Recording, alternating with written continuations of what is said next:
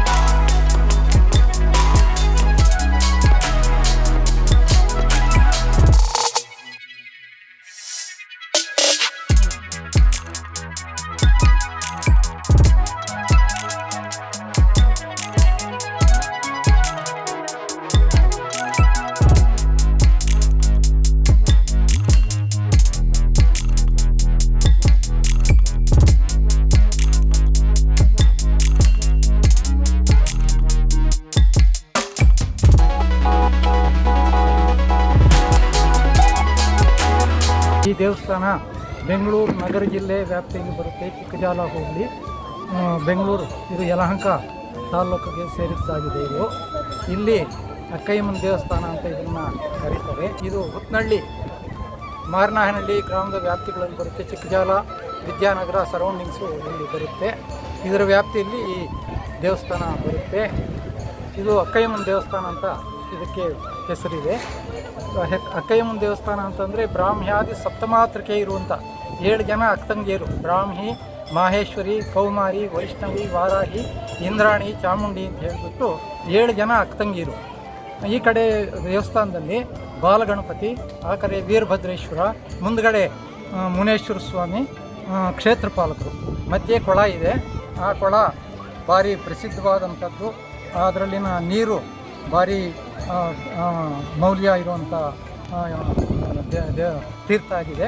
ಇದು ಅಲ್ಲಿ ಸ್ನಾನ ಮಾಡಿ ಭಕ್ತಾದಿಗಳು ತಮ್ಮ ಕೋರಿಕೆಗಳನ್ನ ಮಹಾತಾಯಿ ಹತ್ರ ಬಂದು ಕೇಳ್ಕೊಬೋದು. 3 ವಾರ ಬಂದು ಇಲ್ಲಿ ಪೂಜೆ ಮಾಡಿಕೊಂಡು ಹೋದರೆ ಅವರಿಗೆ ಅನುಗ್ರಹ ಆಗುತ್ತೆ. ಮಕ್ಕಳ ಬರ ಇರ್ಬೋದು, ವಿದ್ಯಾಭ್ಯಾಸ ಇರ್ಬೋದು, ಐಶ್ವರ್ಯ ಇರ್ಬೋದು, ಅದು ಕೂಡ ಮಹಾತಾಯಿಗೆ ಬಂದು 3 ದಿನ ಪ್ರಾರ್ಥನೆ ಮಾಡಿಕೊಂಡು ಪೂಜೆ ಮಾಡ್ಕೊಂಡು ಹೋದರೆ ಎಲ್ಲ ಒಳ್ಳೆಯದಾಗುತ್ತೆ. ಇಲ್ಲಿ ಸಾಮಾನ್ಯವಾಗಿ ಜಾಸ್ತಿ ಬರೋದು ಅಂತಂದರೆ ಮಕ್ಕಳ ಫಲಕ್ಕೋಸ್ಕರ ಬರ್ತಾರೆ, ಆಮೇಲೆ ವಿದ್ಯಾಭ್ಯಾಸಕ್ಕೋಸ್ಕರ ಬರ್ತಾರೆ, ಆರೋಗ್ಯ ವೃದ್ಧಿಗೋಸ್ಕರ ಬಂದು ಮಾಡ್ತಾರೆ. ಇಲ್ಲಿನ ವಿಶೇಷ ಏನಂದರೆ ಈ ಕೊಳದಲ್ಲಿ ಸ್ನಾನ ಮಾಡಬೇಕು.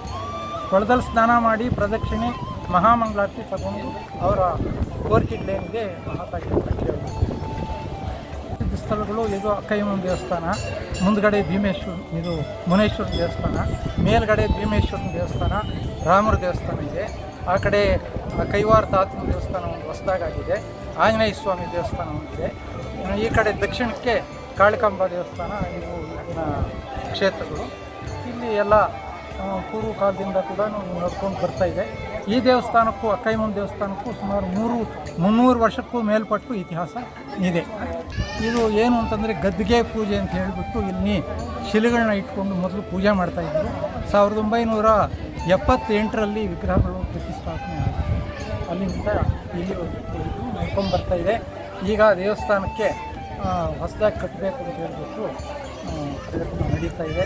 ಇಲ್ಲಿ ಪ್ರತಿ ವಾರವೂ ಕೂಡ ಅನ್ನದಾನ ಆಗ್ತಾಯಿದೆ. ಭಾನುವಾರ, ಮಂಗಳವಾರ, ಶುಕ್ರವಾರ ಇಲ್ಲಿ ಪೂಜೆಗಳು ನಡೆಯುತ್ತೆ.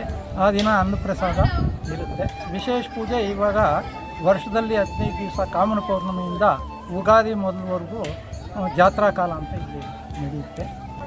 ಏನು ಸುಮಾರು ಒಂದೊಂದು ದಿನ ಒಂದೊಂದು ಥರ 300 ಬರ್ಬೋದು, 500 ಬರ್ಬೋದು, ಒಂದೊಂದು ದಿನ 1000 ಬರ್ತಾರೆ. ಈ ಥರ ಇಷ್ಟೇ ಜನ ಬರ್ತಾರೆ ಅಂತ ನಿಜವಾಗಿ ಹೇಳೋಕ್ಕಾಗಲ್ಲ. ನಿರಂತರವಾಗಿ ಬರ್ತಾಯಿದ್ದಾರೆ. ಬೆಟ್ಟದ ಮೇಲೇ ಇದು ಇರೋದು ದೇವಸ್ಥಾನ. ಭಕ್ತಾದಿಗಳ ಕೋರಿಕೆಗೆ ಇಲ್ಲಿ ಮಹಾತಾಯಿ ಒಲಿದು ಬರ್ತಾಳೆ. ಭಕ್ತಾದಿಗಳ ಭಕ್ತಿ, ನಂಬಿಕೆ ಇದರ ಮೇಲೆ ಈ ಕೊಳದ ನೀರಿನ ಮಹತ್ವದಿಂದ